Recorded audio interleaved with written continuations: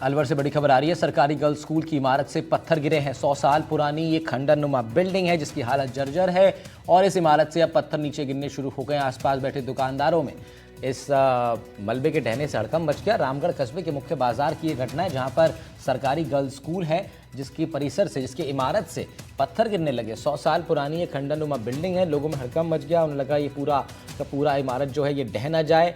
और स्थिति आप देखिए, हालात आप देखिए इस सरकारी गर्ल्स स्कूल की इमारत के। ये बहुत ही पुरानी एक इमारत जिसमें सरकारी गर्ल्स स्कूल चलता है।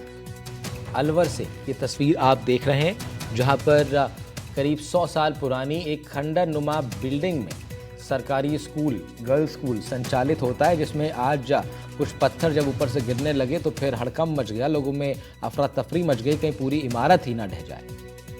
शिक्षा विभाग की 100 साल पुरानी बिल्डिंग है जिसकी आज दीवार एकदम गिर गई, जिससे आने जाने वालों को कभी भी कुछ खतरा हो सकता है। इसलिए प्रशासन इसकी सुनवाई करे और तुरंत कोई कौन सी जगह पर ये स्थित? ये मेन मार्केट में है, पशु चिकित्सालय के सामने है, तहसील से नज़दीकी है। इससे पहले भी गिरी थी कभी? हाँ, पहले भी कहीं पिछला हिस्सा गिर गया है इसका, पिछली बार भी गली में। मुदित गौड़ हमारे सहयोगी लाइव जुड़ रहे हैं इस खबर पर हमारे साथ, तो उनका रुख कर लेते हैं। मुदित, ये तस्वीरें हम लोग देख रहे हैं और ये सीधे तौर पर चिंताजनक तस्वीरें हैं। कितना पुरानी ये इमारत, और फिर आज जो हादसा हुआ उससे और चिंता बढ़ जाती है। जी बिल्कुल, ये काफी पुरानी इमारत है, करीब 100 साल पुरानी बताई जाती है और रामगढ़ कस्बा जो क्षेत्र है उसके मुख्य बाजार में स्थित है। और इस स्कूल की जो दीवारें हैं उसके आसपास कई ठेली की पटरी दुकानें लगती हैं जो सब्जी बेचने का काम करते हैं। और उनके जब ये दीवार गिरी तो उस दौरान दुकानदारों में सबसे ज्यादा हड़कंप मचा इस बात को लेकर के कि जो दीवार है उसमें एक बड़ा पत्थर जैसे ही गिरा तो काफी भयानक आवाज के साथ वो गिरा था। इसके बाद दुकानदारों में हड़कंप मच गया। हड़कंप के साथ ही दुकानदारों में एक भय बन गया। और आज गनीमत ये रही कि जो कमरे इसके बिल्कुल ज्यादा धराशायी और क्षतिग्रस्त है, वहां पर किस तरह का कोई क्लासरूम नहीं लगता है, जिसके चलते बच्चों की सुरक्षा तो रखी जा सकती है। लेकिन जो बाहर आवागमन है लोगों के बीच, जहां बाहर ये दीवार काफी ऊंची दीवारें बनी हुई है और ऊंची दीवार के साथ ही कभी भी ये बड़ा हादसा दे सकती है। और काफी मोटी दीवार ये बताई जाती है, जिसमें काफी बड़े पत्थर इसमें लगे हुए हैं, क्योंकि पुरानी इमारतें हैं, काफी जर्जर हो चली है और काफी मजबूत भी थी। लेकिन उसके बाद अब ये धराशायी होने की स्थिति में आ चुकी है। और अभी मानसून के बाद से भी इसको कई कमरे इसके जर्जर घोषित किए गए थे, लेकिन उसके बाद अब जरूरत है कि इस पर जल्द से जल्द एक्शन लिया जाए और इसको जो इमारतें इसके गिरने की स्थिति में उनको धराशायी किया जाए। जी मुदित, पुराने कुछ हादसे और भी हुए, उसके बाद भी अब तक सबक नहीं लिया स्थानीय प्रशासन ने, ऐसा लगता है। शुक्रिया फिलहाल आपका तमाम जानकारी के लिए। हम लोग अभी आगे बढ़ रहे हैं, बात गंगानगर की कर लेते हैं जहां स्वास्थ्य विभाग का अनअधिकृत लैबों पर एक्शन हुआ है। 4 लैबों को सीज किया गया। कई निजी क्लिनिक के जो संचालक हैं प्रतिष्ठान बंद करके मौके से फरार हो गए। स्वास्थ्य विभाग का एक्शन था। 4 अनअधिकृत लैब रजिस्टर्ड नहीं थी और लैब संचालित हो रही थी, ऐसी 4 लैबों पर कार्रवाई की गई।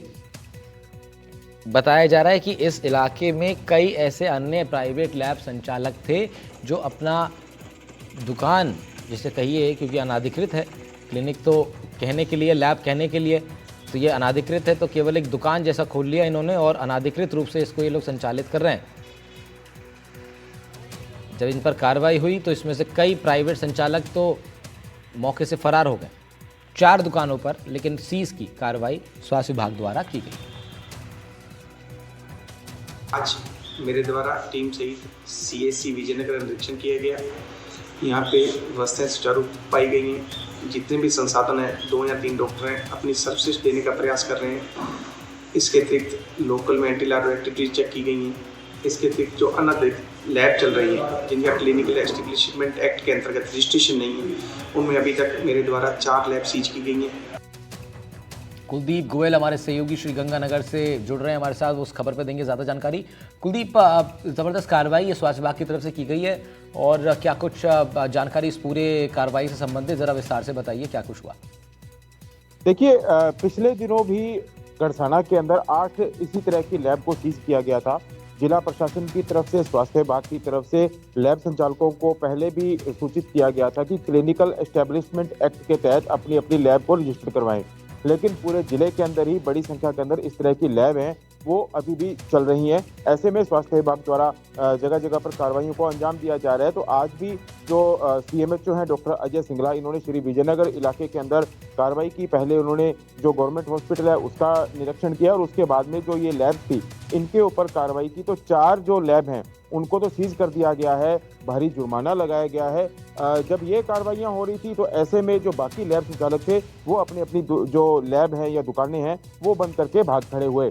CMHO डॉक्टर अजय सिंगला का ये कहना है कि इनके ऊपर जुर्माना लगाया गया है और जो बाकी जिले के अंदर इस तरह की लैब है उनको एक बार फिर से चेताया गया है कि जल्द से जल्द जो नियम है, अपनी कार्रवाई है वो पूरी करें और क्लिनिकल एस्टेब्लिशमेंट एक्ट के तहत अपनी अपनी लैब है वो रजिस्टर करवाएं। जी ठीक है कुलदीप, शुक्रिया तमाम जानकारी के लिए आपका। कुलदीप गोयल श्री गंगानगर से रिपोर्ट कर रहे थे।